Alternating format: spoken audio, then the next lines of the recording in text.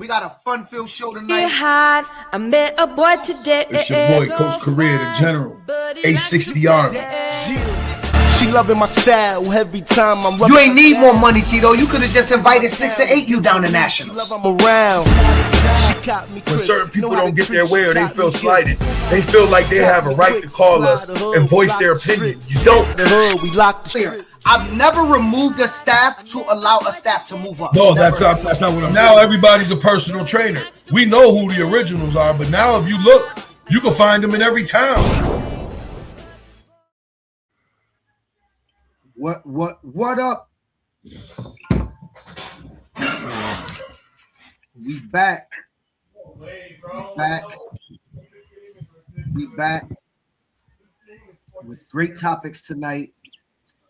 Lively discussion. I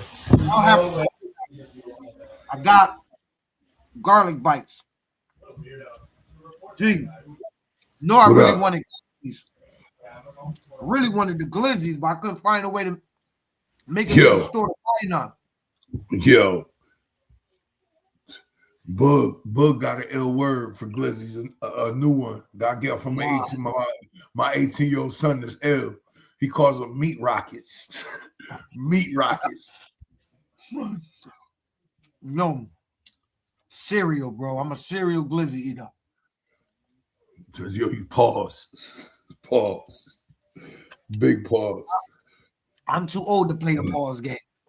I'll be saying that too, but the kids don't be letting me get away with it because they don't let me live it down. Damn, you got me thrown off what I'm supposed to be doing here. Hey Sid, no. See. Hey Sid, I don't play the game, Sid. Damn. Yeah, we too old for that. Pause. All right, you know what? I'm on the internet. This gonna get played if I lose during the fall. I can only imagine what Matt's gonna do just during the damn pot during the All-Star game. Jesus Christ.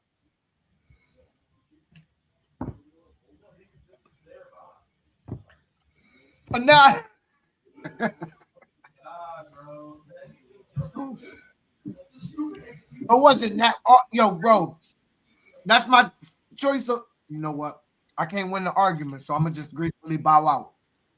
Bro, I can't even believe you went there. Bro, you know, at cookout, you know what? Change the subject.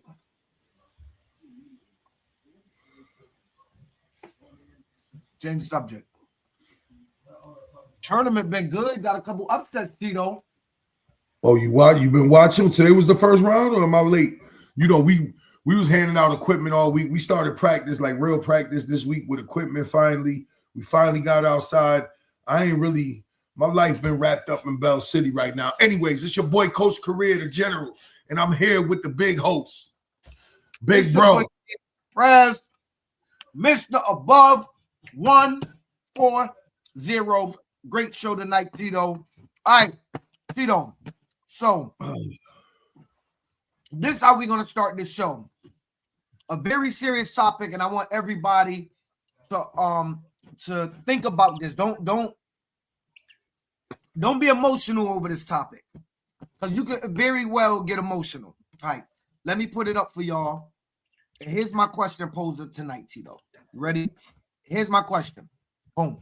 The question is, should your community's responsibilities supersede your personal feelings and when you're in power and you football? Now, let me break it down for you. So, Tito, I'm the president of Hartford. If I notice that making a move for Hartford to do something XX, let's say, but I don't really want to do it because me personally, I don't want to do it. It'll affect my life, or I won't be cool with certain people. But it's the best thing for the Hartford community. Should I have the right as the volunteer to not make the best decision for the Hartford community, or do I got a duty as the president of Hartford that, regardless of my personal feelings, make the best decision for the community that you represent? What you think? I mean, again, when you've lasted as long as we've lasted in this business, it's not because we make bad choices. Now, our journey's been very different. You kind of been with one program. I've been all over the place because it's my love to coach. I was never really locked in with any one program like that because I haven't had kids that played. I haven't had my own personal children play. My oldest son aged out in 2008. So I haven't had a kid in the last 18 years that played. And like I said before, this little one don't seem like that's the route he want to go just yet. But anyways, my point is you don't last this long unless you do what's best for the program you're with. Never once, and I think part of our fortune in this is never once have I ever put my personal feelings in front of the program I represented. You know what I'm saying? Because at the end of the day, if I had a problem with the situation in the program it was, I always had the freedom of choice to walk away from it. When I ran programs, we were always successful because every decision I made, what was best for the program and what was best for the community. You know what I'm saying? Like what was best for my coaches, the kids that are in the program, and the city I'm representing. I've never made a choice based on my own personal feelings. And trust me, I barely like anybody in this business. And I've always, even when I had to do business with people I don't necessarily like, the business supersedes your personal feelings. And that's the bottom line. You have to do what's best for your program, your brand, your community, your coaches, your parents. It's all wrapped up in one when you make those decisions. You can't let your emotions get the best of you and make a decision based on how you personally feel. And we see that happen all the time. Unfortunately, over 25 years, we've seen many people that put their feelings in front of the business. And you can't do that. You got to take your emotions out of it. It has to be separate. And you got to do what's best for your kids, your community, your coaches, even if that means you walk away. You get what I'm saying? Like, yeah. That's all. And if you can't live with it, you walk away. Like, that's how it's supposed to go. So you're saying, let me get this right. You're saying if my decision is best for the community, but I wouldn't be able to be involved, I should do what's best for the community, then gracefully bow out. Yeah, I mean, that's called adulting, isn't it? So I'm gonna tell you, I think that's my take. Again, I'm not speaking for anybody. That's my take on this conversation. And I honestly, I'm speaking off of experiences I've had in the business. You've seen me walk away from places, clear as day. Never take a kid with me. Never. Now, you know what I'm saying? Never take a kid with me. Even when I had to walk away from my own program in East Hartford. Now, there was many other factors that played out at the time. My personal life was, there was a lot of factors that played out. But at the end of the day, when it's time to take the high road, you have to be willing to take the high road for the betterment of the situation. I think we see nowadays that what people in power do is they keep those that's not in power in the dark about knowing the holistic view of what they got their community involved in. And if you keep your community and your coaches and your people that's asking you to lead them, Tito, when you're in the meetings, in the dark about the reality of their situation, you can always manipulate their situation to do what you personally want to do, even if it's not best for them. The problem is when that reality starts to spread and people in your community start realizing, wait a minute, what's best for us holistically is to do B, but you alone want to do A. And I'm going to tell you the weirdest part about this is oftentimes people like you and I would get blamed for people's programs and communities wanting to do something that we've discussed on a podcast or that we've done, and they'll blame us and say, you guys don't want to do what Phil and Tito's saying, or you guys want to follow them. And the truth of the matter is, Tito, we're never to blame. Because the truth is, if the Hartford community wants to do something else other than where I'm leading them, the first thing I got to look at is internal. People don't do that in power, in youth football especially, because it's hard for you not to believe you don't have the right decision. So instead of me saying, damn, what did I do? What did my program do? What did my league do? What is my conference and nationals doing? I blame you. It's easy to project what's happening internally. The truth of the matter is anything that happens in the Hartford Hurricanes is and starts with me. I can't blame Tito for nothing that happens inside the Hartford Hurricanes. Now, something that happened league-wise, okay, now we got to talk about external factors. But that's why I think people don't internalize their issues, because the truth of the matter is most programs lead with an adult making the decision based on what's best for them. Why everywhere we go, I'm defending my first major league football coach, cough, cough, boots and Phil. Hey, you know what, Quan? That's a funny thing, right? Because you oftentimes have to do it, but the next time you do it, I want you to ask them something from me. Just ask them if they know me. I love that. I love doing that. I love when people say, yo, so-and-so don't like you. I go, I never met that person a day in my life. So they'll watch this or they'll watch something and they come up with this thought theory of who we are, what we do, and how we act. When the truth of the matter is, most of the time, the people that's criticizing us for these things, I don't know them. And then they assume you and I are uneducated. Well, we can't talk about degrees because then they'll say degrees don't matter on education. Then you can't talk about street knowledge because we've been in this game for longer than most people that's been in the game. And so they'll go to other stuff. Well, I don't really like the way Tito act like he tough. Okay.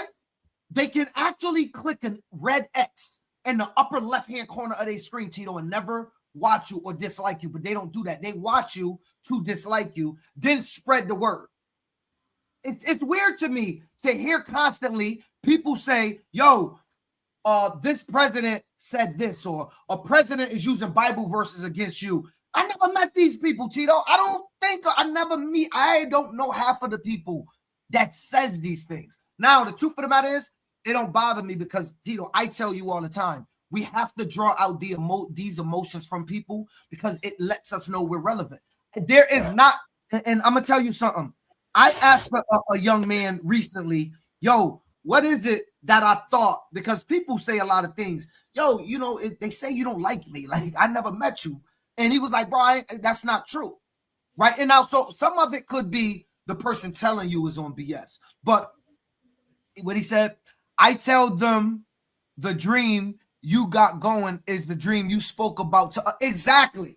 But you know what? What did Ross and Drake tell Kobe wife? You wasn't with me shooting in the gym. They don't know what it was like when we were the Hartford Panthers, when the city would drop piles of equipment off, make us go through it. Helmets didn't get refurbished. We played 4 or 5 games and the city said, all Hartford kids, y'all done. When I used to be like, yo, imagine us on national television in the city of Hartford. Imagine 200 kids out at this field. That's the vision. You have to project that stuff and talk about that stuff. Then when it comes to reality, those that don't know where you came from assume this is where you just landed. They don't know the work. So they can say stuff like, man, Tito ain't for the kids. Are you kidding me?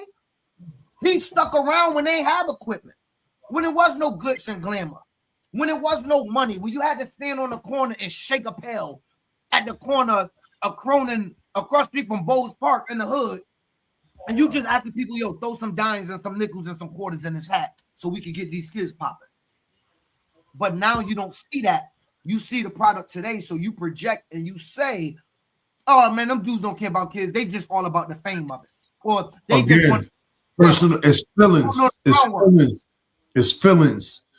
When you're on the business side of it, you got to detach the feelings from what makes sense.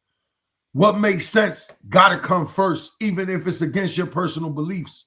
And we know a lot of times people that occupy these seats with these organizations, they make decisions based on how they feel, not what's best for your program or organization.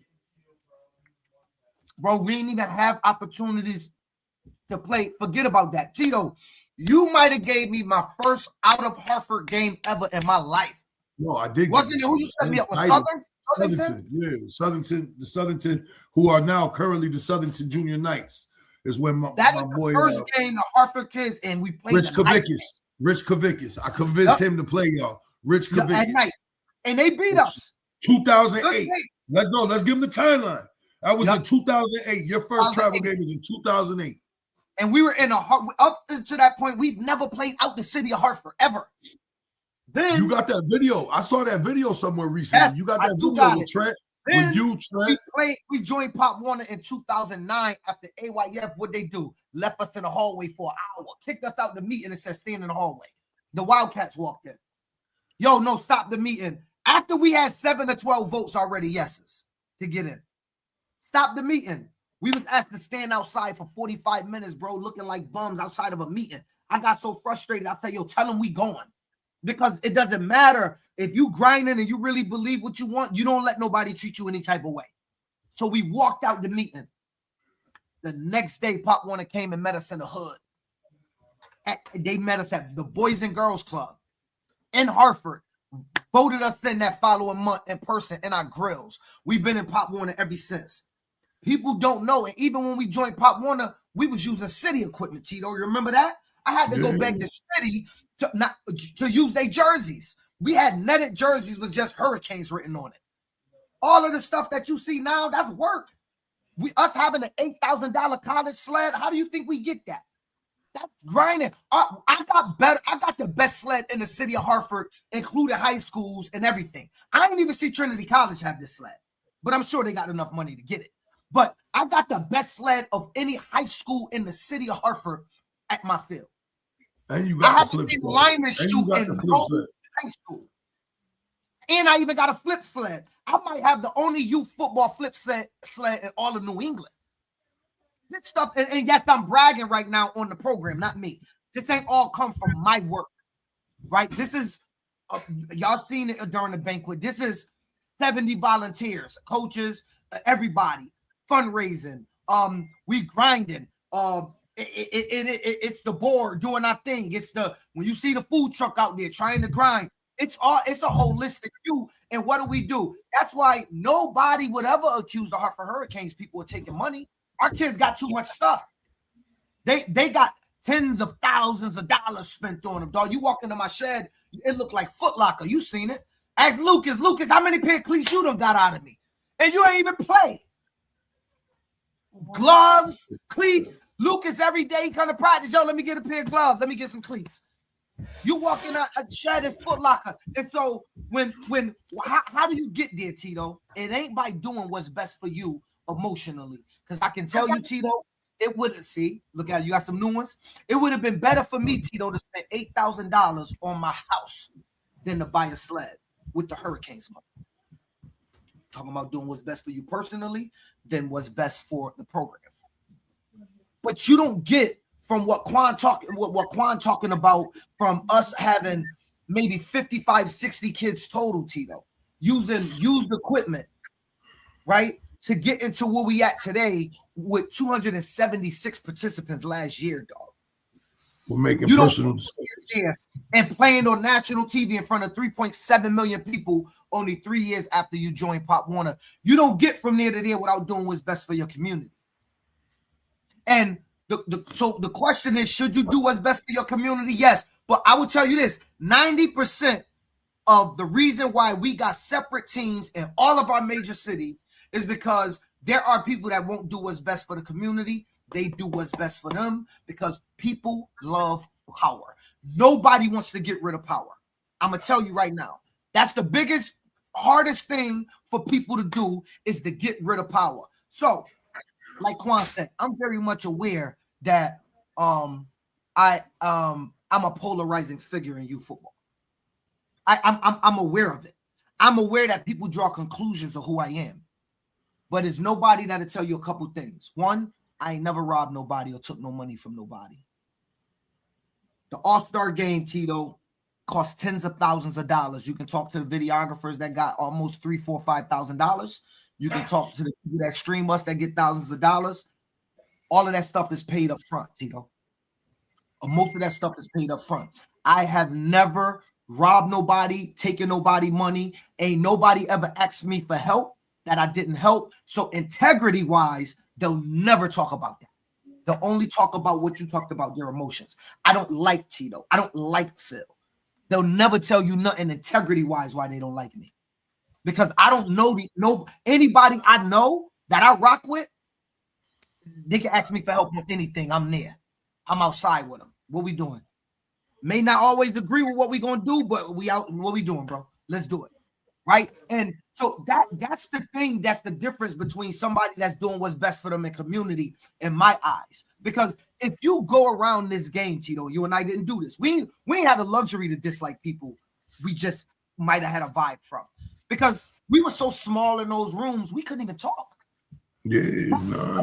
Who's doing on the internet, Tito? If we was on the internet back then when you and I was in those rooms, we would have been ousted out the league. Crazy. We'd have been out the league. We used to have to sit in the back. Totally different dynamic. Totally different dynamic. 25 years later, it's a totally different dynamic. When we, even now, like it was, even we're still not as old as those gentlemen were.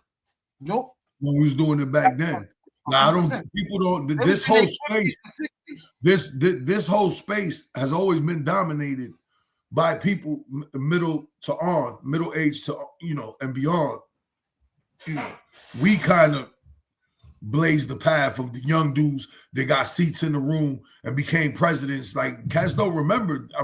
I was a president at 24 years old of the Middletown Tigers. At 24 years old, I was the president. I've been sitting in these rooms on the administration side since 2004 when I met Phil. That's how long ago I met him, when he was pitching the Hurricanes in 2004, and he didn't land in the league till 2009. So for 6 seasons, I watched this dude. 2 years. I watched this dude for 6 seasons. For 6 seasons, and I already had teams in the travel circuit. I watched him for 6 years go through a whole bunch of ups and downs. Even to the point where he was in the Hartford City League, but taking travel games on the side. Yo, and here's the thing. So people wonder why you got to give yourself flowers, or, somebody told me the other day, yo, the reason people be so mad at you is because you're constantly saying you're the best program in New England. I'm like, they don't know. Y'all don't know what we've been through, bro. Half of these programs won't make it. Half of the coaches that talk on social media, they jumped on board a program that's moving. Most of the people that I'm with right now in the Hurricanes was with us when we were in the Hartford League. I'll say that again because I want y'all to hear that. Most of the coaches currently right now in the Hartford Hurricanes, Ghost, Boot still there, Coke still there, G still there. All there. All your originals are still there. Tip is there. Conjures there. These people, dog, was with us in the Hartford League when we ain't have no equipment. So yeah, when we step out and we popping our shit, Chaz was with us our first year. Like when we're popping our shit, you don't understand the what it's like to crawl up out the mud, dust yourself off, take a shower, and then step out with the Nike sweatsuit first, and then the next day you got on Louis. Like they don't know what it's like to have to go through that process. Most of these guys joined the program that already had on Louis. So then they get on the internet and talk. So when I'm talking, I'm not bringing anybody down. I'm just picking us up. And the problem is nobody can accuse, I know nobody can accuse me of not doing what's best for Hartford. Now, what's best for Hartford don't mean I have to work with you even if it's best for you. The first question I have to ask, Tito, when everybody want to do anything with me, how does this affect the Hartford Hurricanes? If it affects the Hartford Hurricanes negatively, I'm not doing it. I don't care about your emotions, bro. I don't care about your emotions. There's 276 kids plus around 80 or 90 volunteers saying, Phil, just make the right decision. We trust you'll make the right decision, put our kids in the right position. We're going to trust you with this. Dude, you see the accolades. I don't, Tito, you know this, and most people don't. I don't even go to half of the awards or the accolades that people be wanting to give. Because I know the sentiment is, oh, he just want to be known for the work. I don't even go to half of them. Half of them, I'll be like, yo, thanks. Never even go. Don't post it. No, nothing. Right? And look, you be telling me, man, I'll go. Or you should go to that. I don't even go. Because I don't want the thought processes. That's what the work is about. It ain't a person in Hartford, Tito, that haven't seen me picking up garbage. It ain't a person in Stratford that we played or New Britain that we played that don't see Phil walk around the whole place picking up garbage with my hands, with a picker, cleaning up the field before the game and after the game. That's the grind. That's not what's best for me. I can promise you that. What's best for me is to be home with 3 girls that don't give a damn about football. Never had a son that played. So yes, on this show right now, I'm telling you, I'm giving a heart for Hurricane. I'm giving myself flowers. And we're putting out there, Tito, that there's too many people in all of our communities that we know, we'll never say it, but we know they don't do what's best for their community. They do what they want because personally, I don't like it. Like they'll say, I don't like that. But they can't give you substance on why they don't like it. I'm going to tell you right now, Tito, a lot of programs in the next 5 years, Tito, is going to either be going away or they're going to be so depleted that they're hanging on to a title that just makes them feel good. You and I both know who we're talking about and what we're talking about. Watch it. Now, we predicted a lot of people would go away, 2 or 3 years ago? I think you had said they're gone. And they're all gone. They're all gone. So now watch. In 2 or 3 years, I want everybody out there to understand. And I don't care if you in-state, out-of-state, across seas, whatever. You find me somebody that's doing what's best for them personally and dragging people with them, you'll see them go away in 2 or 3 years. You see it all the time, though. You see it all the time. And or they wind up in football Siberia, where they are currently at, if we want to keep it real. Like, you just gonna wind up in Siberia. So I'm being nice tonight, bro. Okay. All right. Let's get it back together. So again, we put to y'all, it seemed like an easy question, but it's not. If you're a volunteer and you've been elected president, should you have the ability to do what's best for you, even if it's not necessarily what's best for the community at the time? Because you're volunteering and giving your time, do you have that right as well? Some people would say yes. But we'll see how it goes. Anyway, Tito, breaking news. I think everybody's seen it. It definitely took the air out of a lot of rooms, Tito, that we know of. But might as well show it off. The neighborhood generals, Tito, Central Connecticut, Pop Warner, Tri-State, Pop Warner, got another program. I think the program is going to be massive. They're going to be all right. They're going to be all right. This is not going to be like the other spinoffs of, at least I believe. I know the brothers behind it. I believe this version of Springfield, the neighborhood generals, they're going to be just fine. They got some good brothers. They got some good brothers behind them. They're going to be just fine. I like the way they're coming out the gate. I don't want to project the way they're coming out the gate because I'm telling you, I wouldn't be shocked if they run out more teams than they saying. So I shout out to Wadi. He the president. I didn't know the brother. I know his name because we used to have words back and forth online about football stuff, nothing personal.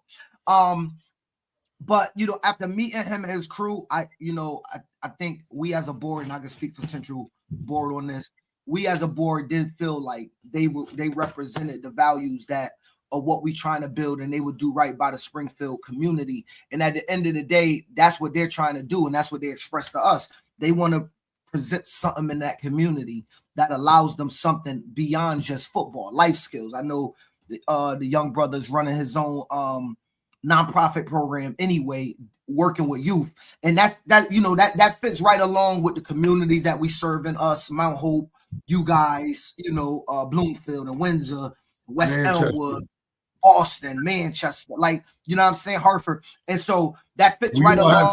We all have similar stories. right?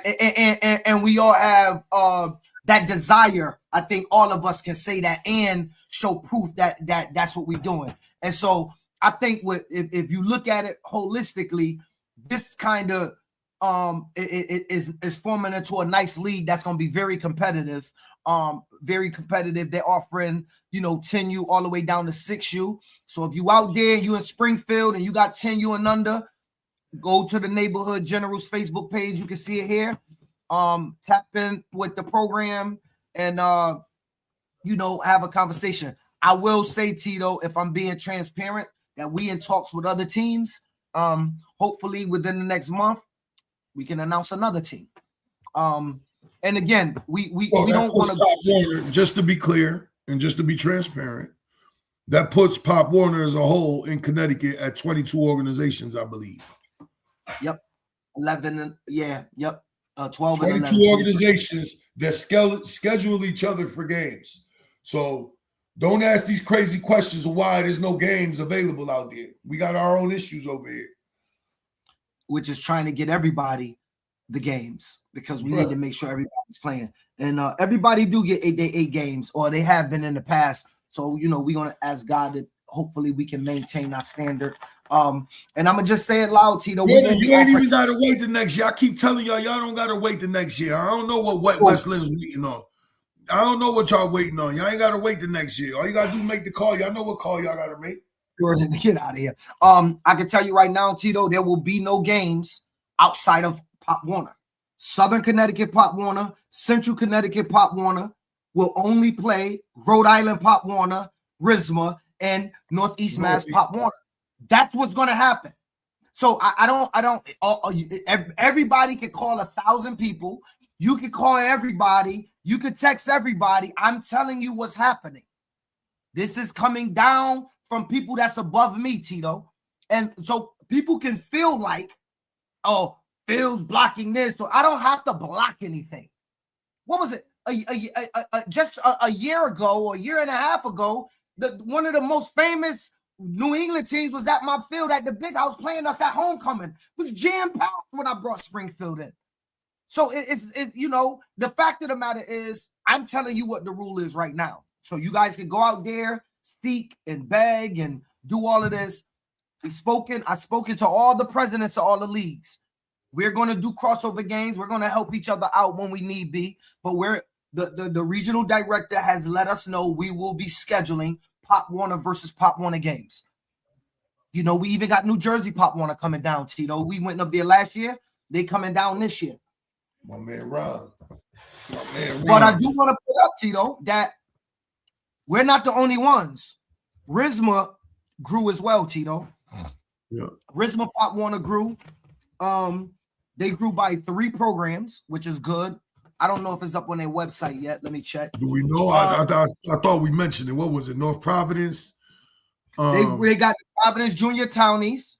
They got Wareham back. They got East Providence. No, the Junior Townies another time. Yeah, East Providence. It was one of them Providence, not North Providence. East Providence. I'm sorry. Hold on. I got it. I got the name. And I can tell you, Tito, that let me get the text message out. That they in talks with other teams as well. Hold on. And I don't want to jump in front of nothing for them, but I do want to big up all those towns that's joining because this is going to make for a fun regional bracket. Oh, they got East Providence. Who else? So I take it the whole keeping everything in New England segment was all smoke and fire. No, we are keeping it in New England. What are you talking about, Jordan? Did we do a segment saying everybody in New England playing each other? No, that was when we had Trev give the. Oh, that's Trevor. Yeah, you got to talk to Trev Ford. You holding me, Jordan? Don't be holding me accountable for other dudes. According to Jabari, on Facebook, his name is Jabari Makabu, whatever the Black Panther thing. Oh, so yes, Jordan, that is still the goal, right? But we're talking about one big league, not 5 different leagues all throwing away the people in their league and coming together. I believe in the one big league. I still am an advocate. I will say, bro, I want to West Linda get in tomorrow. Jordan, West Linda get in tomorrow. West Linda get in tomorrow. Jordan, I actually did fib to everybody out there. I still want to hold apply tomorrow. I still want to hold. That's not gonna happen. Let's just keep going. I still want to hold the meeting that I said. Jordan, that's what you're talking about. I think you're talking about the segment in which I wanted to have a discussion on us in New England doing what's best for our kids in New England holistically. I'm always about that. That don't change. That's the mission. Y'all don't set the policy in the league that I'm in now, Jordan. Pop Warner League. I don't set the policies. Somebody got to explain to me why me or Phil, him representing Hartford. Hey, more than welcome, brother. I've been checking out your videos, and that was definitely not a catch. Give me the ref number. He can't do none of our games. Go ahead, yo. Somebody got to explain to me why will we leave Pop Warner at this point? Yo, Jordan, come coach with me, Jordan. Come down to Hartford. I got a spot for you, bro. Why would we leave? You're just like the Hurricane coaches. Why would we entertain in this current juncture of where we're at in the infrastructure in New England? Why would we entertain anything other than Pop Warner? When I just told you there's 22 teams in Connecticut that play football in Pop Warner. Okay, you had RISMA, Northeastern. Who am I missing? Northeastern, RISMA. And that's all national track teams, Tito. Right. That's no non-national track. Am I missing? No, that's it, right? And then you said New Hampshire joined. I'm trying to think all the people about. Nashua, New Hampshire are about the same. Rocco grew by a couple teams. We can't really talk about one, Tito, so don't say nothing about the other one. But we know Nashua, New Hampshire just joined. Other teams joined, but we got to let them roll that out. We not that privy to say it. And I'm not gonna say who. There's a big league and talks with that's not in Mass or Connecticut. Let me say that. That's talking about bringing their entire league over. And if they do, I would definitely bring that league president on. That's 16 other teams. I'll tell you the tough part about getting it. It almost seemed good that you name all these teams, but you know, Tito, I always tell you, I don't care about having a big, massive league. I care about having solid programs. And if you got 8 or more, I think you're doing a service on a national track in New England. It's so hard for us in New England to keep a real league together that's on a national track. It's so people don't understand how hard that is to form. That's why there's almost none. How many leagues in Mass, Tito, are on the national track right now that got more than 10 teams? Well, Northeastern. Right. Go, Pop Warner. Keep going. I think that's the only one. Well, now, Central Mass is on the national track. It's just D3. But do all 8 teams go national or a few? Yeah, I don't know. I think they went D3. I'm talking about a whole league. The whole league is on the national track. Paul got one of the dopest leagues, though. I'll give him props for that. With numbers and stuff, he got a dope league. I don't think it's none, Tito. I don't think there's none left in Mass. Just Northeast. What about Rhode Island? Rhode Island, RISMA and Blackstone, both on national track. They don't have more than 10 teams. No, they're down to you're right. Right. RISMA's the only one. And why did I say that? If we're looking at the landscape and you want to East Providence, Junior Townies left Blackstone, AYF, they down to like 6 teams, Ray Martinez said. Wow. See? So, and look, this ain't to tell y'all to do nothing. Do what y'all want to do. What I'm saying about this is it's hard to do. And it proves it when we are finding it hard to name in whole states 2 or 3 leagues that's doing it. Think about it. We can't name 2 or 3 leagues in the whole state of Mass. You know how big Mass is? We can't name a whole league in 2 or 3 leagues in Rhode Island that got more than 10 teams on the national track. It's difficult. Central was just formed, Tito, 4 years ago. And we're going down the right way. Why? We're doing things right. We're treating people with respect. Everybody can make a phone. Everybody can call Yolanda, call myself, call Kel. Now Marlise and Tiff and the rest of us and Rebecca, you've been able to contact us. We're open books. There's nothing to hide. You know, and when we sitting at the table, we ain't all at the front with books in front of us and everybody out there like we're the boss. That's not how we doing it. Hey, Jameer, what's trash? I think you're talking about the landscape. What's trash? But and I think people value that, Tito, knowing we are equal, bro. We are volunteering. At any point, Tito can sit up and take a title. Doesn't mean anything. How effective you are at doing what you do doesn't have anything to do with a title. That's why I don't understand why coaches say, I'm only going to join if I can be the head coach. If you can only be effective on your team if you have the head coach title, then you're an ineffective coach to me. I've not been a head coach in many of my national runs, though everybody thought I was. And I was just as effective, just as important. My impact was great or even greater as an assistant coach than a head coach. And so I think your impact and how effective you are doing what you do much more. He said Blackstone trash. Why? I think y'all got CLCF over there. What's the other team that start with a C, Tito? No, CLCF. Then you got It's another one that start with a C.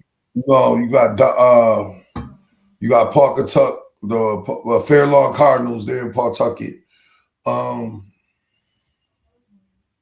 Dorchester's over there. That's 3. Well, I know Dorchester. I'm trying CLCF. There's another team that started with a C that I know that was over there.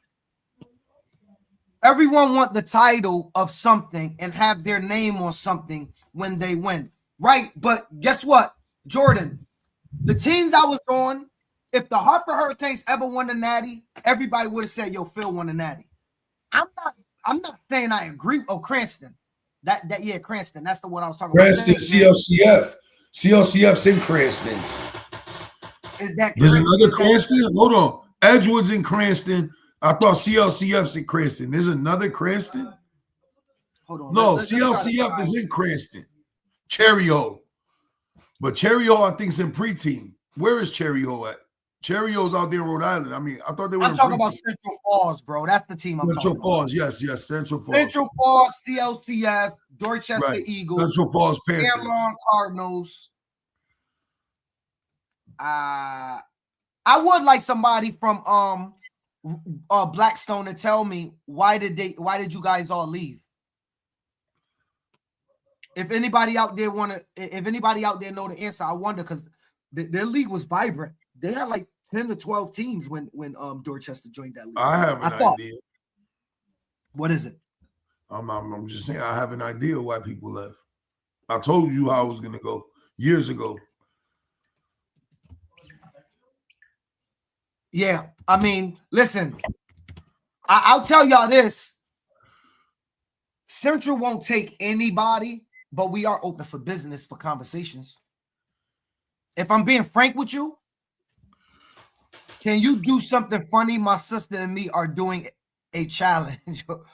Nancy, what you want me to do that's funny? Do something funny. What'd that mean? That's what I want to know, Phil. Is it due to Phil? I tell you what, when you lose in this All-Star game, it's going to be due to Phil. I'm coming straight to you. CLCF. Hold on. Julio put up CLCF. Fair Lawn, Cardinals. That's Blackstone. Wow. 1, 2, 3, 4, 5. 6. No, and then Dorchester 7. Woonsocket left. I heard Woonsocket left. Last time we was on social media, they said Woonsocket left. Make a face that's funny? What? Do I make bro, funny stop faces? reading that, bro. It sounds like my man Black, Jamar. I think Jameer Black. He knows stuff. Put a song, cuz. Oh, I'm about to say, put a song, cuz. Oh, my bad. My bad, Jordan. You meant the other Phil. I think Phil Hood no longer. He's just the regional director now, right? That's what I heard, but I don't know. Who knows, bro? He from the region. Phil, don't start. Yeah, you're right. You're right. Don't, because when your memes start, bro, you got at me too hard last year when you should have been getting that Tito, but you left Tito out of one of your videos and threw me in the video. When but he left you out of the main video. Had me, I'm not even had, bro. That's the one video that ever hit the internet that had me feeling some type of way. I coach Wound Socket. We in AYF. Oh, so is preteen not AYF? I don't know. I'm asking. Julio. Preteen, no. Preteen's independent, I believe. Oh, Phil Hood is the regional director. So do y'all got a president yet, Julio? We just getting information. I don't hear much out of Blackstone. Y'all got a president yet? No, not yet. Okay. All right. Cool. Are y'all doing crossovers with other AYF leagues in New England? How y'all gonna do the schedule with 6-7 teams? Preteen is a local AYF. Oh, preteen is local. Independent, like Shoreline and CCYFL. They play each other? No, they're under different umbrellas. Preteen goes by different rule structure, like every other independent. They got their own. Oh, okay. Preteen got a lot of teams. That's why I'm asking all them questions. They got their own infrastructure.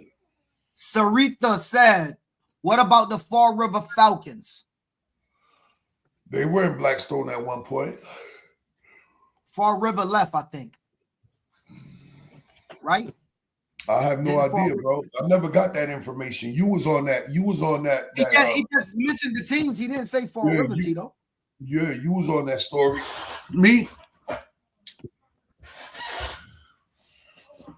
I'm only concerned what goes on with Central Connecticut Pop Warner, Tri-State Pop Warner player. 2026 season coming up.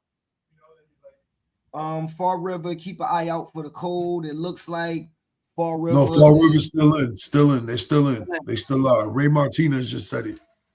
They still are. Okay. There's your answer, Sarita. 7 teams. Fall River is still AYF, Sarita, they said. All right. Yeah. So listen, man. Yes.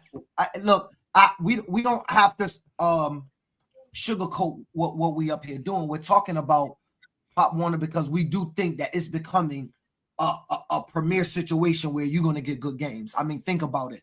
You're basically talking about the neighborhood generals that was winning in AYF that's now in Pop Warner, right? You got Hartford, you got New Haven, you got Waterbury, you got Mount Hope, you got West Elmwood, Manchester been in nationals the last 3 or 4 years. Stratford. You got Stratford that was in nationals here. You got West Haven. Hamden was at nationals last year. So you got Junior Kings was at nationals from the nationals. Waterbury Patriots, full program, 6U all the way to 13U. Big Bell City. Bell City. Bell City's gonna make noise, Tito. What we could expect? Oh no, we ain't really get into the fact that we got another program, Bell City. We just kind of let it hit the internet and not say nothing. They bring in 2 levels. We already running 14. You talking about neighborhood generals, Jordan? Neighborhood generals had 2 levels. Yeah, I think so. They had their 9. Their 9, probably their 8. Their good team was 9 last year, I think, or 10 last year. They might have been 10. No, they was a 10 because they went 11. They 10. They played Mo Better. I think Mo Better got up in them. And at 10. Early in the year, I know because I played Mo Better a week later. No, they're gonna be 10 this fall. That's the 10-year-old team. They were 9 last year. That's what I'm trying to say. Oh, they went. I was at the same level as their team that went to national. One of their teams that went. That's to a different team. I don't know how many went to national. They're not with the generals. The 10U, the 9U that last year is gonna be 10U this year. National. What about the 8U? Yeah, I don't know, but the 10U that's going. Oh, they had 8, 9. That's what he's saying. So they had 8, 9, and 10. So Wadi team and the team underneath them both went to nationals at AYF. So they're going, and then the 8U is going to be new. So that should be dope. Jordan be on it though. Jordan be on. Jordan be knowing what's going on in the region. I give it to him. He don't close himself off from everything that's going on. Yeah. He be tapped in. I like people that's locked. So they're 9 and 10. Yeah, that's gonna be dope, Jordan. Hey, Jordan, what level you coaching this year at AYF? He should be 10. He's gonna be at that 10U level. You could be in Pop Warner too, Jordan. I'll just call you the Harper Hurricanes. West Practice Lynn, out. what's up? Talk to Amy or Andre. Let's go. Let's make it happen. What is the old Springfield Tigers? Nothing. They're the Springfield Tigers. I don't think they went anywhere. I think they're doing 11U and up. So that's what I heard. Yeah, I'm not tapped into he politics. He put a flyer out yesterday. I think they still trying to do everything. I saw his flyer. Oh, they his are? flyer went out yesterday. Oh, I saw okay. the flyer that went out yesterday. There you have it. I think that they'll be doing Bro, we waiting on West Lynn, cuz that's who we want. We want West Lynn. Then all is well, Tito, after that. There's another one. Be easy. Whoa. Oh, you already know Big Beef. We waiting on you, cuz. Big Beef. No, yes, that, but I was wondering what I was talking about. Big Beef. We want the Dorchester Eagles back in Pop Warner. The Dorchester Elite Eagles back in Pop Warner. This guy, bro. This guy. All right, Tito, let's get to it. Last topic of the day. And I think all of us is gonna find this one amusing. Last topic of the day, Tito. I know many of us youth coaches, and I oftentimes say this, and I don't be braggy about it because I know other coaches do too. Last question. Let me see what Jordan said first. Too much behind the scenes stuff got to be ironed out with Pop Warner thing. But nah, hey Jordan, you not. Oh no, because they got that serious. I forget the issue over there. Though. Oh, it's not an issue. It's not an issue. That issue was worked out, bro. But let's keep going. I can tell you what I know. Let's just move on. That is not true, but I don't even want to address it publicly. Youth versus high school coaching, pros and cons. Tito, I'm gonna let you tackle this first. I think at this juncture, coaching youth football. Well, I'll go first, I guess. Coaching youth football. First of all, I'm not giving up my professional job that feed my family for a high school stipend. We say it's not a salary up here. Down south, 80, 90,000, it's a salary. Up here, 5 to 10, 15,000, that's called a stipend. Not even that. Not even those last jobs that just went out was only at $9,000. That's a stipend. That's not. That's not. So I want to say this though. I think youth football. I think me personally. I think we're somewhat more impactful. Now, I know people can argue because high school got that transition into college, that's the real impact. But I think we're more impactful. And most of all, Tito, I think as soon as you and I take a high school job, the first thing they're going to tell you is you and I got to get off this damn internet doing this podcast. And I just feel some type of way about people being that political that they have that type of leverage over you. Well, we don't think it's political. We've seen high school coaches that tried to have platforms via football, basketball, whatever, have lost their jobs over 100% over freedom of speech. The other thing is just high school coaching now in Connecticut has all become way too political. Everything. From dealing with the administration in the school you're at to dealing with your athletic director, booster club, everything. There's a lot of external forces, more so than even in the youth game. There's way more external forces against you at the next level. Again, you couple that with we would never give up our day jobs to take less money and more time. I mean, the youth game still satisfies my hunger, your hunger. And I believe we touch a lot more kids. We deal with a lot more kids. We're dealing with a lot more teams. They're dealing with a varsity JV at most, maybe, let's say in a big school, maybe they got 80 kids. We're dealing with hundreds of kids. I mean, so I ain't got no problems with everybody thinks, and we get high school offers all the time. Everybody thinks I got this want to do it. Really, I'm good where I'm at. I'm good where I'm at. The big time, OG told me this a long time ago. The big time is where you at, bro. Period. I don't have the itch. I've entertained a couple of these jobs, but then when it comes down to the come down, I really enjoy what I do here still. So I don't, again, when you start talking about the political shit that comes with the high school level and having to keep your mouth shut, act a certain way, you got to answer to a principal, a vice principal, athletic director. It's just not worth it. We're here. We still have the luxury of controlling our own narrative. So listen, I will tell you, if the right job came along and I had enough time, I'd entertain it. And I would be successful at it because I know the draw. If it's in the city of Hartford, especially, I know the resources I would be able to pull in from the city to help flourish our city and bring it back to where it was. But let me say this, Tito. A high school coach called me one time after our podcast, and he said, "Yo, Phil, you and Tito are a little wrong about something." He said, the high school coaches, because I oftentimes say high school is so removed from the parents, it's closer in youth, then it gets distant. You can't. He said that's not true. He said to me, bro, they run up on you when you walking through the tunnel, the crazy ones, because they child didn't get in the game, because they kid ain't getting what they want, or as a college coach in the stands and they kid didn't get those accolades. So the high school coach said, high school is not once what it's not what it once was, because we deal with parents coming to the school asking to come into our office. We deal with parents taking to social media about us like the youth coaches. We deal with parents trying to attack us and get loud with us and disrespect us on the sideline like we youth coaches. This is not when you were a coach, Phil, when none of that stuff, I mean, a player, when none of that happened in high school. And I said, wow. Like, and Robbie just said, bro, nothing's changed. Same rodeo, it's just older kids. That's exactly what the high school coach told me. And I was like, maybe that's why, Tito, we're seeing what we consider prominent high school jobs openings. Like, wow, what's going on? Maybe the parents don't understand how they're affecting the game total from a social standpoint. Like, you probably got walking away. The real truth of the matter is the hours and the pay sucks. Say something else when you're done. So talk about the pay. A coach. I was at Manchester basketball game. Because my daughter was a cheerleader, so went to watch her cheer. Obviously, I was watching the game.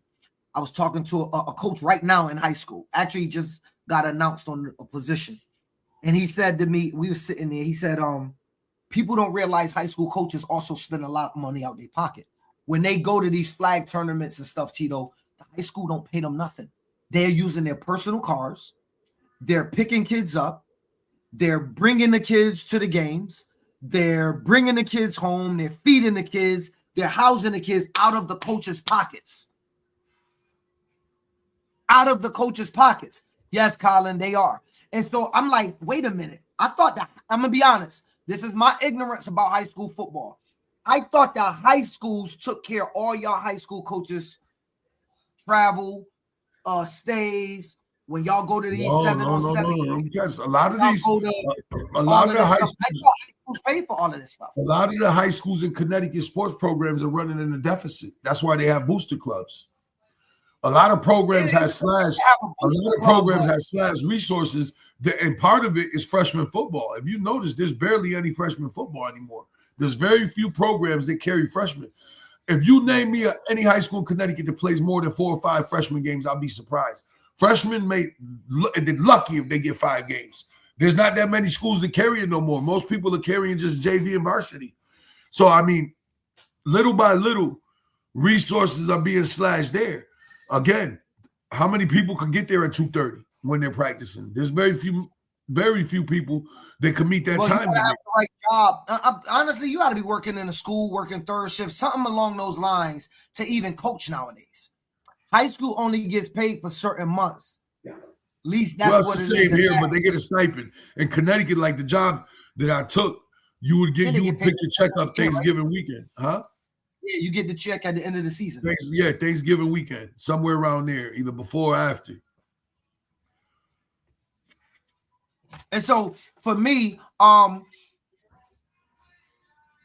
I don't envy what high school doing. I mean, they Tito, we I go don't. out And listen, the cats that chase the opportunity, 5-6 days a week with the game. The cats that chase the opportunity, more power to them. Me, again, I just think, like I told you earlier, I believe we're a lot more impactful where we're at. I mean, look at the platform we created here. We got a little more invested in the space than most people do. You know what I'm saying? Because we blazed our own path here and gave our space a platform where we can have these type of conversations. And in Connecticut, unfortunately, the time requirements to coach high school football and the pay just don't. The math ain't mathing. Like it ain't mathing. Like that high school is not what it used to be in Rhode Island. Terrible culture, underpaid, underappreciated in politics with the administration and school committee. Everyone that's everywhere, dog. That's just not Rhode Island. If there was freshman football everywhere, there would be no 13U. I think 13U would cut down a lot more. Yeah, Jordan, you gotta wait all season to get your check, bro. Want to come coach at Hartford at high school? Youth is where it's at, changing the foundation of the kids. That's what we believe, but maybe that's what we believe because we're here. I don't know. No, it's not, because I'm going to tell you, bro. I've talked to a lot of high school coaches that done both, and most guys I talked to at high school, when they get up there, they can't wait to get back to youth. And then when they get back to youth, they're like, why did I ever leave? The most fun I ever had was here. Because you deal with a different level of politics in high school. Again, there's a lot more external forces that will work against you. Like I said, the academic administration, the athletic director. If you and another coach don't get along, he'll start bombing on you. Like, there's other factors that play into being a high school coach that don't exist where we could kind of control the narrative down here. I believe that I believe there's a place. I believe that if you're in a high, it makes sense for me why high school administrative workers, teachers, admin people would coach high school. You're there, it's right after school, it's transitioning one to the other. Just like I understand why so many more people would want to coach youth, because most youth people don't typically work in the school. They got other type of lives, and youth allow them because practice is at 6 at night, like me, daughters, cheerleading, track, basketball, this. I can do flag football now. I can do all of that and still go coach the youth because I got a buffer of time. And so I think youth football makes it a little easier, Tito, in that we can also schedule our own games, right? I can choose to play on Sunday or Saturday. My choice. I can work around the schedule and the needs of our program, our community, etc. Whereas the CIAC force feeding you what they feel. I think that's a little different. And I think that makes a big difference. A lot of 13-year-old 7th graders, though. So what would they do? There's always going to be a 13U. Yes, you get there. We weren't saying there's teams. It was saying the opposite. No, but I'm saying that you do get the occasional very young freshman that's going into high school that, got the early birthday or whatever it may be, that he's 12 turning 13 in his freshman year. But for the most part, you're going to have plenty of 13-year-old 7th graders to play 13U in the fall. Most 13-year-olds are 7th graders. Yeah. Most, from what I know. Most. Yeah, I mean, obviously, it's some variations. Some kids get skipped depending on when your birthday is. No, they don't get skipped. In Connecticut, we're allowed to push kids out prior to 5. That's not like that in every state. Connecticut is one of 3 states that allow you to start school prior to 5. Most states ain't like that. That's why we're always at a disadvantage nationally, because our kids are usually, if you look at the ages, we're on the younger half of the spectrum compared to them teams from the South and them other states. There's only 3 states in all the 50, 51 states? I don't even know, whatever. These states, 51. Push kids. They allow you to start prior to turning 5. There's only 3. Connecticut's one of them. And that puts us at an athletic disadvantage. I sometimes wonder, Tito, I sometimes wonder if that factors into nationally, holistic. It does factor into it, bro. I showed you. Look at the way them cats be looking when we out there compared to us, bro. Yeah. Look, I showed it to you. Look at the Ohio teams. But even that Gilbert team from Arizona, you could look at that Gilbert team. They had dudes out there at 12U that was manly Like looking. this, I mean, look at this the world shit, Indio Flight team, dog. Look, New Haven played a great game against Indio Flight, and but New Haven looking had at some spectacular looking field, athletes. I They know, had but some look at spectacular them looking on the field athletes. But together. against Anio Flight, it didn't look like crazy. much. It didn't look like much, and they looked like the size of those kids out of Ohio. It's like, where are you finding 13-year-olds that look like that? I'm gonna be honest. If we took the top 25 kids from the All-Star game, both sides, out of the 50, 25, I don't know if we look like that, Tito. Bro. Maybe you got a couple, Frigo, but they line was like that. Bro, they had this kid that was 6'4", 300 pounds, bro. He wasn't fat, bro. Like, no, bro. I remember him coming over, like literally coming over, and his father's reaching up to try to help him with his helmet. It was crazy. What would be the perfect age cutoff? Tito and I disagree. Tito think the end of the year. No, I think 1231 grade based. The best rule structure is 1231 grade based football. It solves all these issues, but nobody's ever going to agree with me. But go ahead, Phil, tell you. I like letting the freshmen play if they're freshmen, because everybody's not playing football in high school. And if this is something for those kids to do, to keep them occupied, to keep them busy, to keep them off the streets, that's a dangerous age. If you look at statistically, starting with that, 7th grade to freshman, sophomore era, if we can still capture those kids and give them something to do, I like that. I think 7/31 was good. 7/14 is cool. I think July 1st a little early, only because I like the vacation.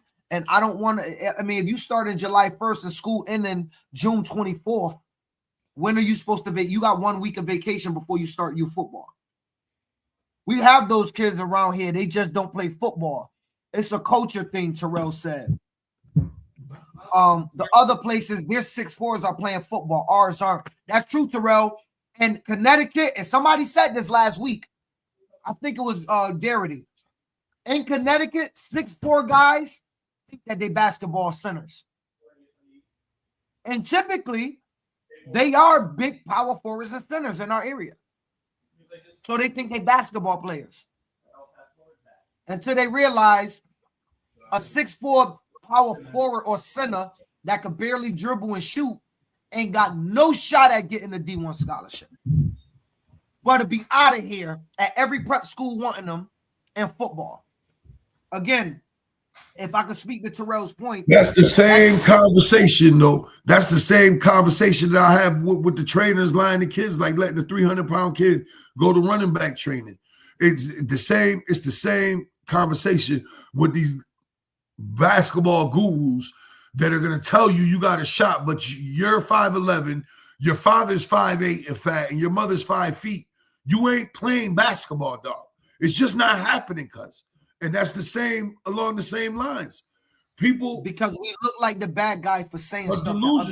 Nah, I'll be telling the truth. I look at your father, look at your mother, you got them playing the wrong sport.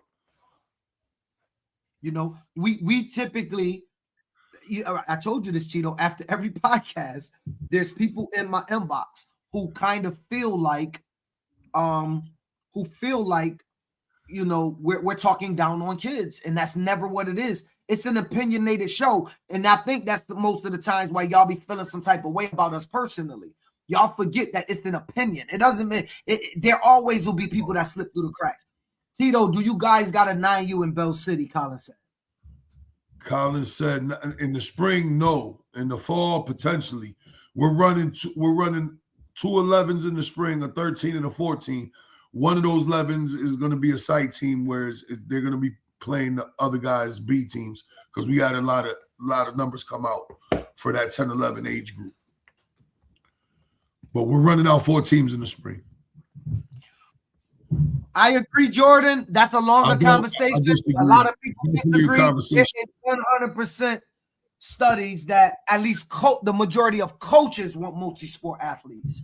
I spoke with a prep school coach that told me he don't even look at non-multi-sport athletes, and is one of the biggest prep schools in Connecticut and put out some of the most biggest recruits out and said, if you're not a multi-sport athlete, he don't even look at you. But there's some people that disagree and think you should specialize. I've seen them say that too. I tend to agree with you. I think statistically it's on your side, but this stat, listen, let me tell y'all something about stats.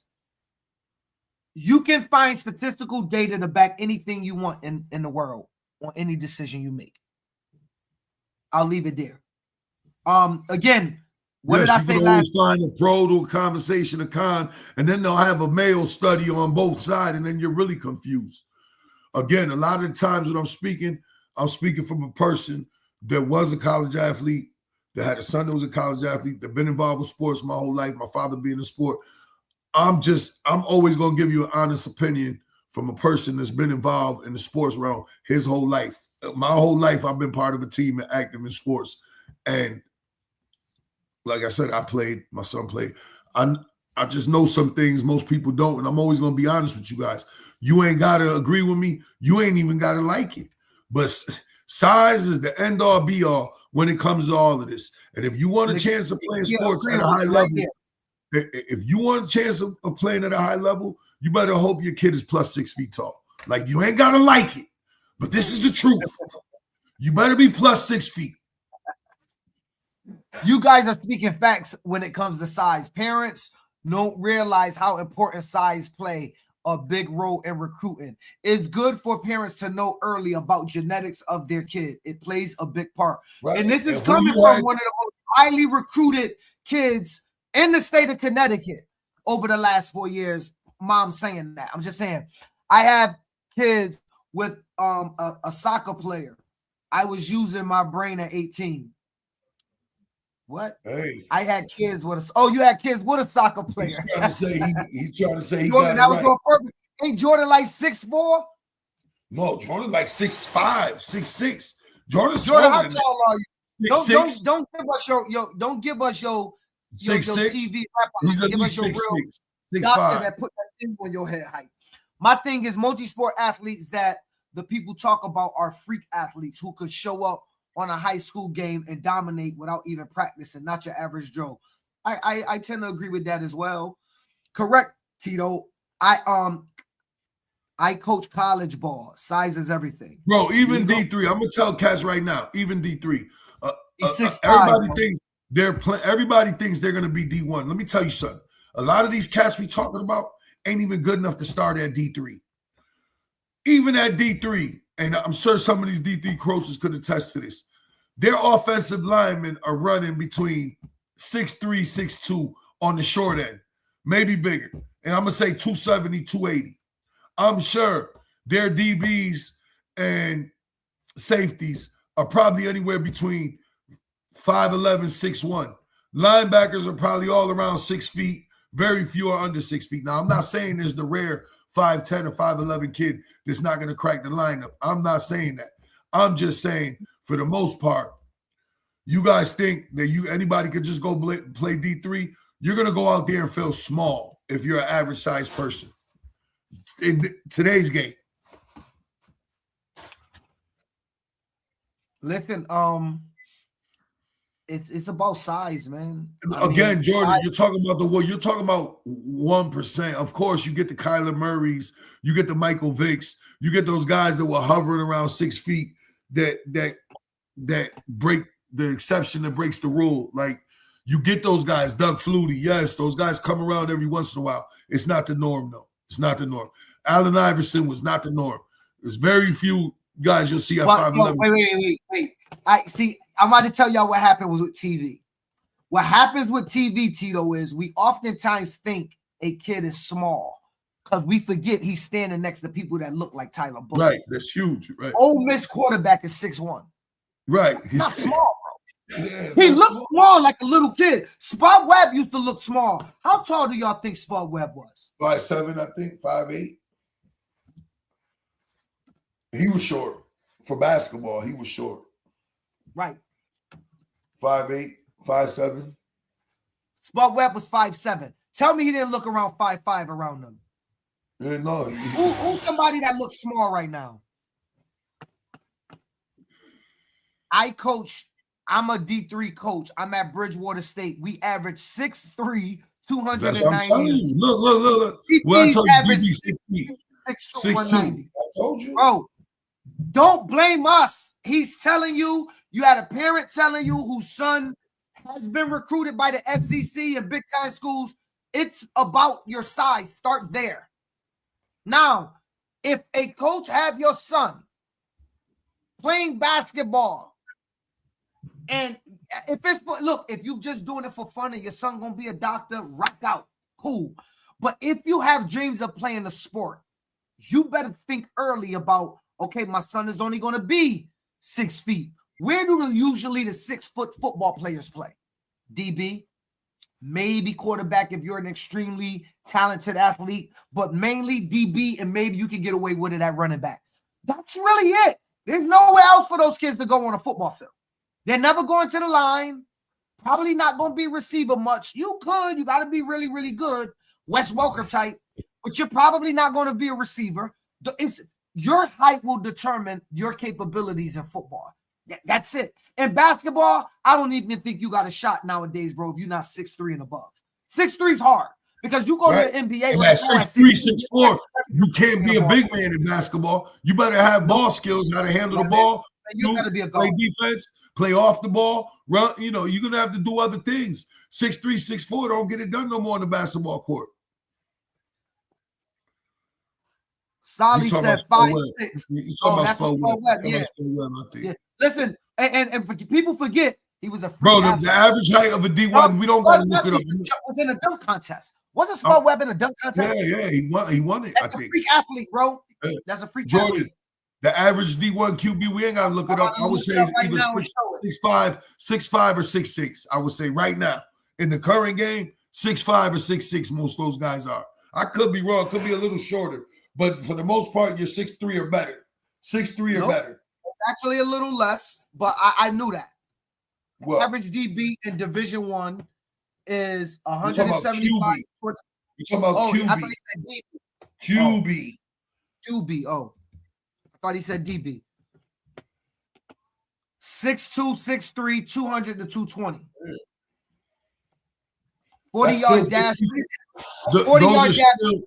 Those are still big people. 6'2" and 6'3" is huge around normal people. That's big, bro. It's huge around normal people. And here's the thing. When y'all, I don't want to knock no children, but when y'all come to me and tell me, yo, my kid just ran a 4.6, I be thinking half of y'all crazy. I just don't tell y'all. I'm just going to speak generally. A 13-year-old down south already got a D1 offer from the U. Those are all verbal offers. I don't know how much those stick. Tito and I covered those, and we had college coaches weigh in. They're not real till your junior year. They're not real till your junior year. They're not real till your junior year. Webb squatted like 500 pounds. Look at his legs. Probably the way Nate Robinson, 5'9". Robinson was a freak athlete. Again, you guys are talking about the one in a million. He was a freak athlete. Yes, you guys, and he was good at football. He played Division I football and basketball. People forget Nate Robinson was a two-sport athlete at Washington. Absolutely. He was a two-sport athlete. Daryl, you're right. He said these smaller athletes stood out as exceptions to the rule at an early age. Their talent was different compared to everyone else's from youth to pros. That's true. When you have those freak athletes, like Tito said, it's no wonder a D1 football player is transitioning to D1 basketball. That just tells you he has freakish weight, jumping skills, running skills, athletic ability. It's just freak. Sometimes two parents will get together and create a wonderful God creation, bro. And Spud Webb and Nate. Y'all gotta listen to John Brown. John Brown got the remedy. Y'all gotta listen to John Brown. What he said? He's telling y'all what to do. You got to think about this type of thing before you go, spreading your seeds. Yeah, well, yeah, you're right. Let's leave it there. Got to take it into consideration. We got too old. We got too old. Boy got knocked out by Jake Paul, though. Who got knocked out? Nate Robinson. Jake Paul way bigger than him. Way bigger. Jake Paul big as hell, though, bro. Like Jake Paul knocked a lot of us out. Check your inbox, Phil. The kid died. Yeah, I just saw it. And the way we got that ball, Pete caught that ball was crazy. I just saw that. That was crazy. So I mean, look, we're talking about the pros and cons. We're talking about also athletes. I do think that the number one reason you should be playing youth football is fun and development. Those got to be the first two things, parents out there, that you sign your child up for.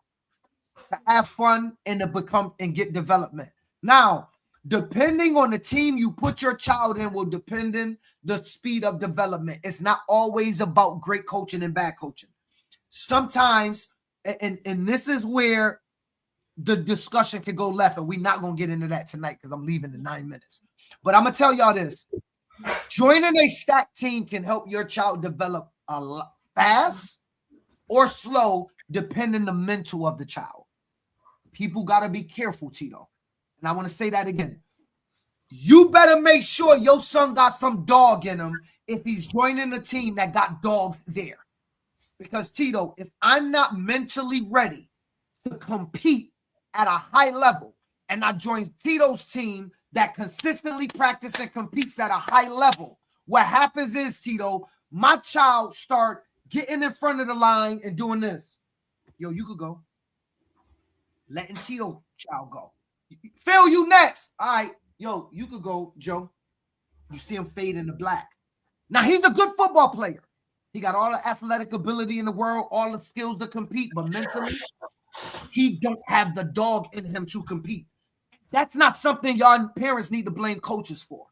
So it's a couple things that y'all out there got to make sure when y'all doing it. One, obviously look at genetics. Listen to all the coaches that's here. Everybody telling you facts. Two, youth football is fun and development. Just because your child, conversely, Tito, just because your child joined the wackest team you could find so he could play all day and score 1,000 touchdowns, don't mean he's getting developed. Because you go to the suburb league, he scored 100 touchdowns, but he never got dog in him. Then he go to high school where they need dog in him and he ain't got no dog in him. So you know your child best. You know everything. I'm telling you right now, make sure you balance both because it's very important that kids are developed in both. Now, you get into unique situations where you have great coaching staffs. They practice at a high level. They can create a little bit of the dog in them. But parents, when you driving home, talk to your son, your daughter about the sport. How was it? Did you catch the ball? Why did you drop it? You know, your child will tell you clues like, man, they was picking on me. Gotta have that dog in them. That's what kids do. I got two daughters. They fight 24/7, pick on each other. Half the time they say they don't love each other. They both got their own beds. Actually, we got extra rooms. You know what? They sleep in the same damn bed every night when I go in there. Why? I don't know. But they go at each other. Kids are going to go at each other. Talk to your kids. You can kind of figure out if they don't got that dog into them, don't snatch them from the team. Start talking to them about it. Bring it to your head coach. Coach, I'm a little worried that my son might be getting a little, drawn back from the competitiveness of it. I don't want you to change nothing, but push him a little more. Push her a little more. Get that dog out of them. They got it. I'm telling you, I know my child, they got it. That's okay to say too. It's better to handle it like that than going, Tito don't know what he's doing because my son ain't got no dog in him. It's Tito's fault. It's not always the coach's fault. Here's the truth. Here's the truth about when you picking a program for your son. You need to find a program where they practice well. Because the one thing about football, and this is going to be the last thing I'm saying all night, the one thing about football is you are going to practice 4 or 5 times more than you'll ever play. So if there's one thing to be good at when you want to learn how to play football, and if you want to be successful at playing football and want to play football in high school and want to play football in college, you better put an emphasis on practice and learning how to practice at a high level. That's the sauce. You better learn how to practice efficiently at a high level and practice with some grit. You can't take reps off. The only way to perform in the game at a high level is you have to practice at a high level. I mean, that's just a fact of life. And when I watch a lot of people's practices. You said this before. Let's help them out. How many times a week we practice? Let's say 3. 2 hours. Let's say 3. 6. 3. That's 2 hours, 6 hours. For 2 hours you play. Let's say July 15th to mid-December. What is that, 6 months? Yeah. Let's say 6 times 4 is 24. That's 24 weeks at 6. That's 124 times 6 is what, 24? No, it's 2,400. 6 times 4 is 24. Yeah. Right? All right. So how many games you play? Let's say one game 10. per week. Let's just say 10 games. 10 games. That's 2 hours, 20 hours of football game in which you're not playing 2,400 hours of practice. It's 24 hours practice. So where should you put your point of emphasis? Where should your point of emphasis be? Or where should you be looking to hold accountability to the program? How you practice. How you practice. You can. I told you, any good coach can show up to a practice and see if their child is being treated right. Now, here's what I'm going to say. Last thing I'm going to say. Do not put what you would do on those coaches. That's not a good coach. I'm saying if I show up to practice, and I'm going to tell you what I know, and I said this in my coaches meeting. When I show up to practice at 6 o'clock, Tito, and it's 6:30, when everybody should be getting into their groove, and I see Tito team running laps for 4 times, you know what I know instantly? Tito, I said this to my coaches. Tito came to practice with no goddamn practice plan. So because Tito don't have a practice plan, he has to think of something to do. He's making the kids run lap so his coaches can huddle up and come up with a damn practice plan. Burns my ass in the Hartford Hurricanes. I told all my coaches by 6:30, you should have stretched and ran your laps. I need to see y'all doing something. Y'all should be running the laps. The only time you should be running the lap. The only time you should run the lap is right when you get to practice to loosen them up before you get to flex lines. If you're punishing them with laps, that's another key that you don't know what the hell you're doing. Period. There's no having a kid run a lap serves no punishment. No teaching lesson in the punishment. Not physically. Right. That's mental punishment. That's the first thing it's not even mental punishment. What are they getting? They don't even run the lap. Watch what these kids do. They walk the whole goddamn field. Nobody's watching them because the coaches don't know what they're doing. Right. And so I try to tell people, and I genuinely do. I try to tell people, if you watch practice and you see the coaches huddled up in this mid-practice, they ain't got nothing for them coaches to do. They tell them run laps. I like rolling personally. If y'all never did it, have your kids roll. Here's another telltale sign. You see kids standing around for more than 2-3 minutes. If they're sitting around for more than 2-3 minutes, that means your practice has no flow. It has no rhythm. It has nothing. Kids learn by doing. Or you need more coaches. If you got 30 kids learn by doing. Kids learn by doing. Reps. Good reps, bad reps. As long as they're getting reps, eventually they will get it. How many reps can you get into practice over time will translate on the football field. But we giving it all away tonight. I can't keep talking 2,400 hours.